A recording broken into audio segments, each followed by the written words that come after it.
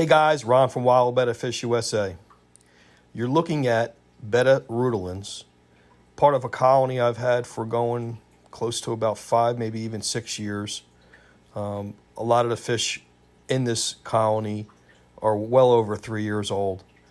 So this is the 15-gallon setup that this colony has lived in for pretty much the duration of their existence with us.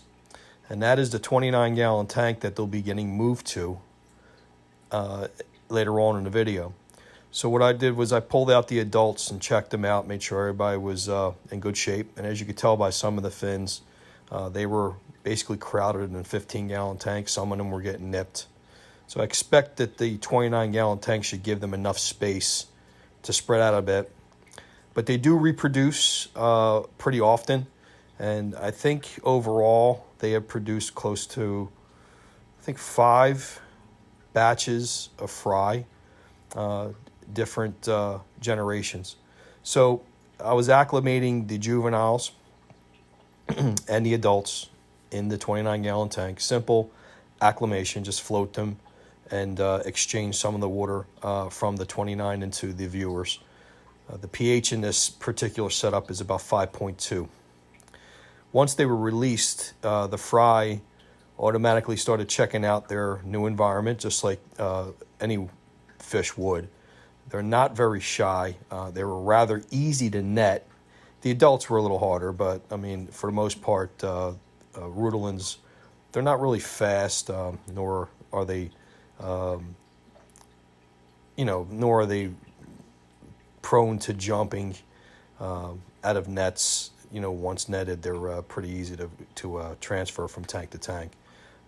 Once they were put inside the 29-gallon tank, they started automatically checking out their little territories under the leaves. This setup, the 29-gallon tank itself, has been running for about 5 years itself also, and it held my macrostoma for a while. For the past year and a half, it's held the coolie loaches that I have, and as you can see, one of the coolie loaches is popping out in the background. Coolie loaches are probably one of the best companions for wild bettas, especially fish in the smaller complexes. They typically will leave the wild bettas alone, and wild bettas will also leave coolie loaches alone. I've had macrostoma mistake them for worms and learn rather quickly that coolie loaches have a spine that is rather painful when a fish bites down on them. Matter of fact, one of my older macrostoma learned that the hard way. Rutilans have been reproducing in the 15-gallon tank. Basically, as far as I can tell, they were mouth brooding. There were no bubble nests at all. There weren't any places where they actually could produce a bubble nest. Now, in this particular setup, there's a lot of floating plants. I even put a couple pots partially submerged so they can actually go in and produce a bubble nest.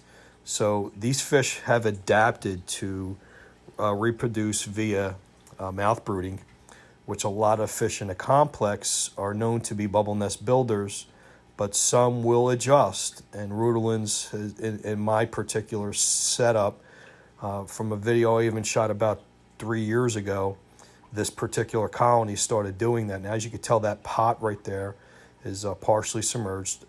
That'll be easy for them to go in and build a bubble nest. This tank is typical of the type of setup I like for wild bettas. 3/4 or a half full.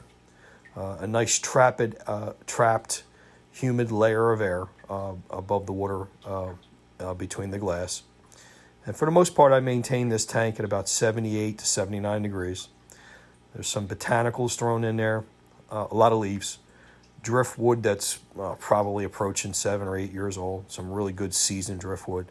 The sand is in there probably, once again, for about 5 years or however long the 29-gallon tank's been set up. This particular setup is filtered by an E-High canister filter. And what I was able to do is turn the spray bar against the glass so the water just runs down the glass. Doesn't produce a lot of current, but it's able to actually move some water. I turned it down quite a bit from when the macrostoma were in there.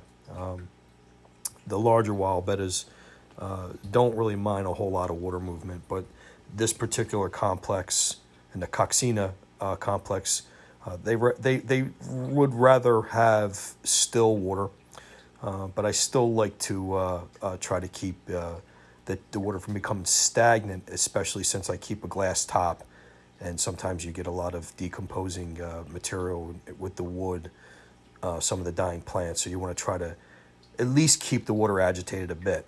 So now that these fish are in the 29-gallon tank, I fully expect them to show and display, just like they're doing right there, how beautiful the rutilans fish are. They're a rather rare fish in the hobby, and in my opinion, they have proven to be my favorite of the Coxina complex. I have learned to figure them out, and for the most part, have no problem getting them to reproduce regular.